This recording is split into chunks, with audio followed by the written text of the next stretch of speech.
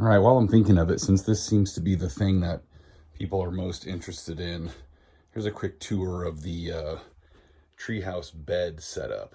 The top I just made with scrap 2x6s. Cabinet is basically a plywood box, and then obviously sided, just like the rest of the inside of the Treehouse here.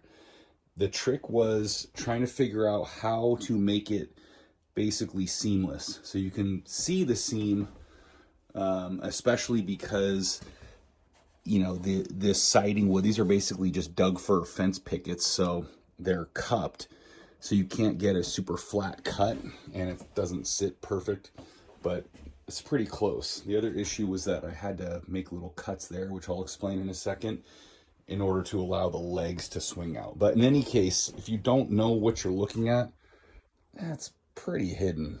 So right now it's not made because I'm switching the sheets out, so it fits nice and tight, closed all by itself. But normally if you've got a bunch of bedding and pillows in there, you kind of have to smash it closed, which is why I added this. So you've got a pin that fits into a hole there in the side of the bed frame to hold it in when it's trying to push itself out. So now with all the bedding back in there, you'll see how it kind of will pop open.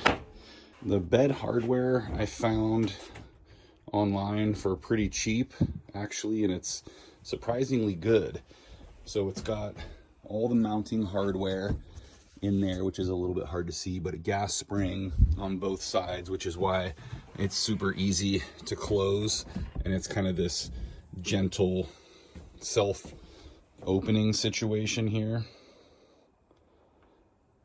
And then of course you've got legs on both sides that flip out, and that's why, sorry, this is tough with one hand, that's why you have these little flaps here that fold in.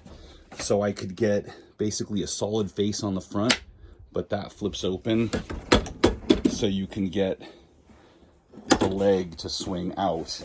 Just put a liner or a piece of ply in there so it looked nice, and then more cedar on the top so it kind of matches the ceiling.